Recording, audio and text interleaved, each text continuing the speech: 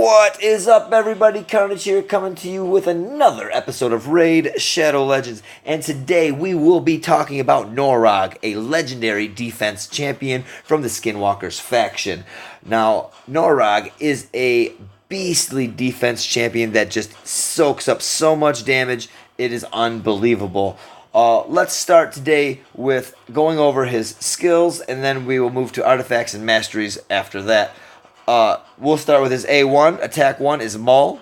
It attacks one enemy, has an 85% chance of placing a 50% decreased accuracy debuff for 2 turns. Damage is based off defense.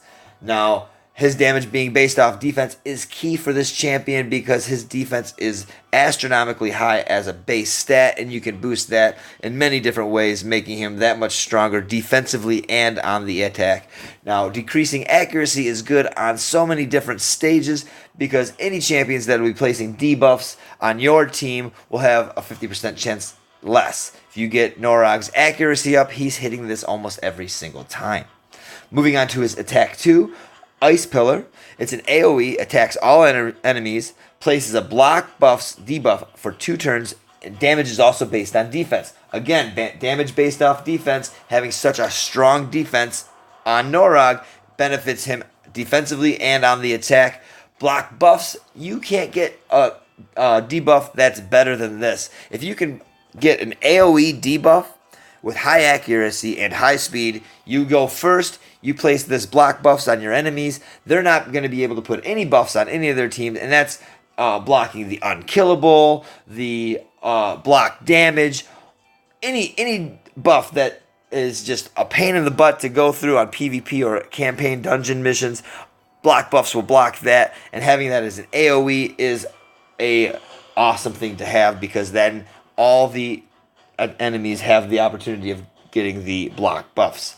Now, Norog also has a passive ability, which is pretty freaking sweet, if you ask me. He's immune to stun, freeze, and sleep debuffs. Decreases the damage taken by all allies by 15%. So, stun, freeze, and sleep, he's immune to that. So, yeah, you want to build your resistance for most champions so the stun, freeze, sleep, and other debuffs don't really affect him. But as for Norog, he's already immune to that. So that is huge. That's so big. Like, I can't even begin to tell you how beneficial this has been for me in PvP, especially because there's been a lot of freeze and stun people up in the later Gold 4 that's been causing a lot of trouble for my team. But Norog, he's been immune. It's awesome. He also decreases the damage taken by all enemies by 15%. That's not even a aura skill. That's just a passive skill. For him being on the team, he automatically takes the damage away from the rest of your team by 15%. So your team is taking less damage just by having Norog on the team. Now, let's move on to his aura skill. His aura increases ally defenses in dungeons by 40%. This has been awesome for me on the Minotaur level because the Minotaur just hits very, very hard. Same with the Force champion, or Force dungeon.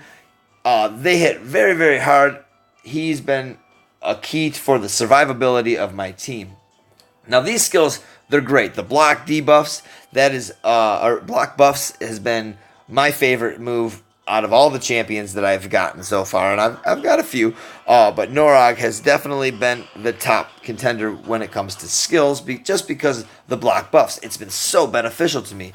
Now, personally, I went with the taunt artifacts for him because since he has such a high defense, since he's able to do an AoE attack, if I put this taunt artifact set on him, then he has I believe it is a 30% chance to placing a provoke debuff on the enemies. Now, this works a little bit differently than provoke from a skill because there's a whole huge math equation that goes along with skills being placed from buffs to debuffs or whatever.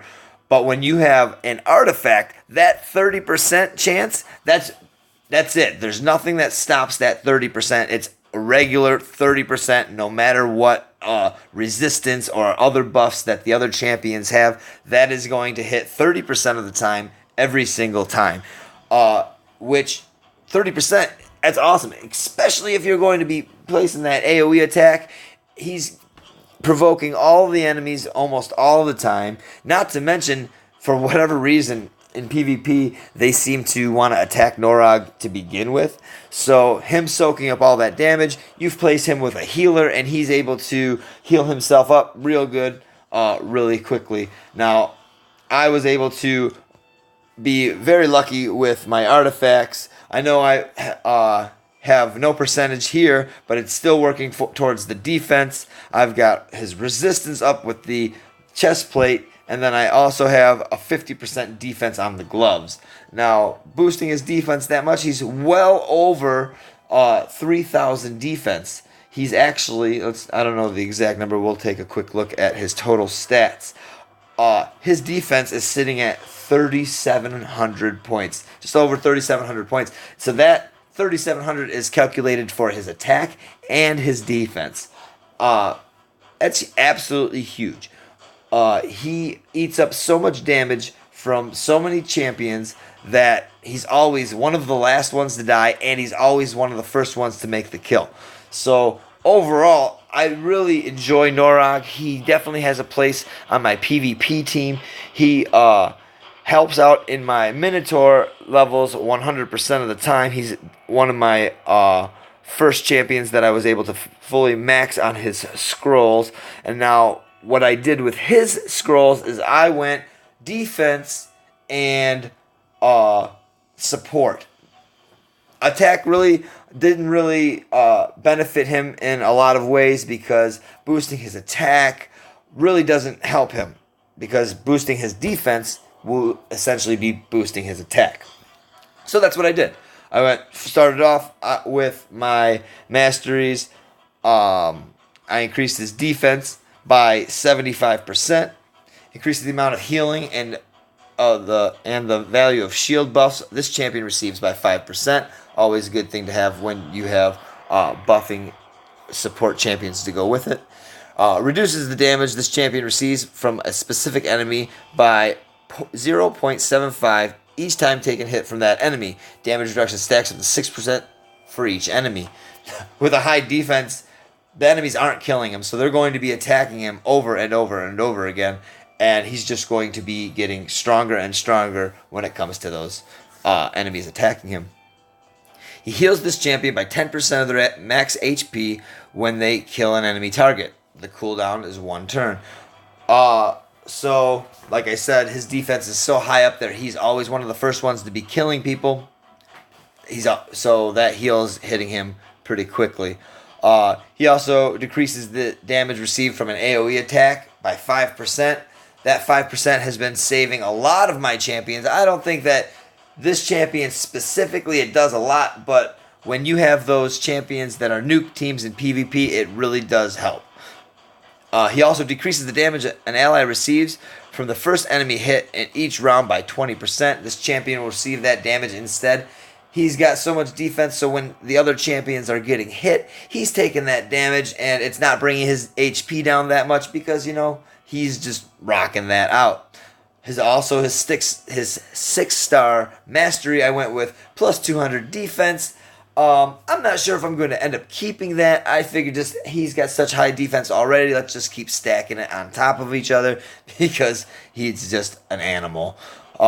He heals this champion by 6% of their max HP each time an enemy is healed. Occurs once per turn. Again, with such a high defense, every time that you can get a little bit more HP, that's just death for the opponents. I increased his max HP by 10. Defense and HP, they just go hand in hand. Has a 5% chance of decreasing the cooldown of a random skill by 1 turn at the start of every turn. When you only have one other skill to have a cooldown, it's really beneficial because you know which skill is going to be cooled down. When you have multiple, 2, 3, 4 even, you never know, and that particular mastery becomes less beneficial. It's still beneficial, but at least here we know specifically which skill is going to be cooled down every time. Heals this champion by 10% of their max HP the first time an enemy is killed in each round. Said this a million times.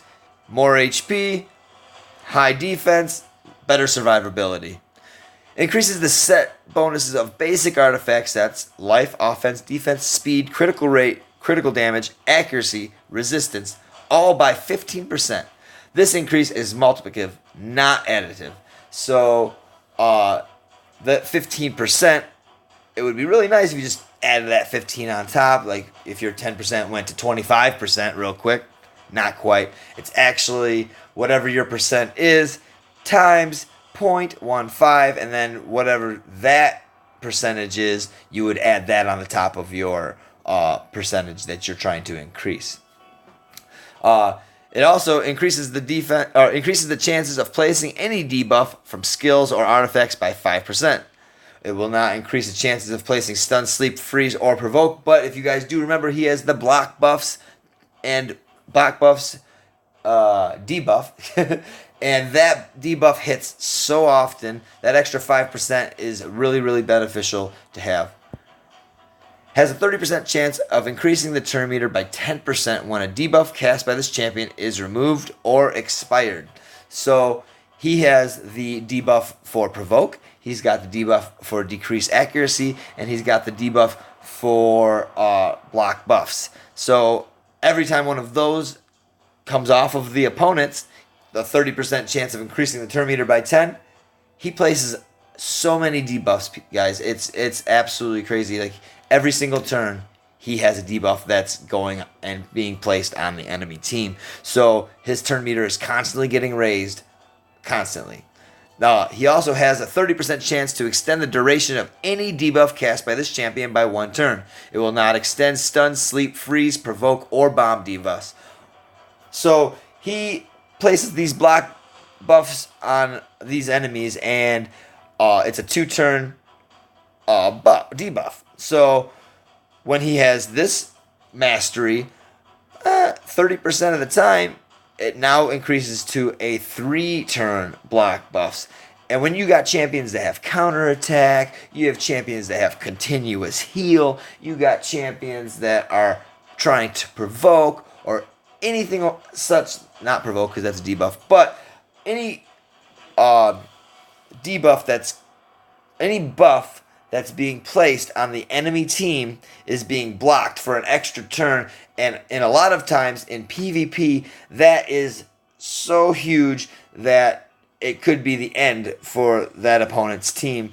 Because if they're not getting their continuous heals, if they're not getting their counterattacks, if they're not getting their unkillables, then they are not having the symmetry that their team is supposed to have, and it's a really wrench in the system when it comes to the enemy PvP teams. It also works very well when you're going against the campaign and dungeons. Those are a little bit easier, I would think, than actually fighting in PvP, because the champions are much harder in PvP. So if you're going to have a champion that works well in PvP, it's probably going to be just as good in most campaign and dungeon missions.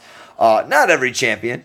Every champion is situational, they are. But if they're good in PvP, then odds are they're going to be good in dungeons and campaign missions also. Alright guys, well this will conclude this individual champ summary. I hope that you guys enjoyed this session. And I know that I haven't edited any of this, so I'm glad that you bared with me to the end of this video. And I hope you guys tune in for the next one. I'll get better, I promise. Until next time, this is Carnage. I'm out.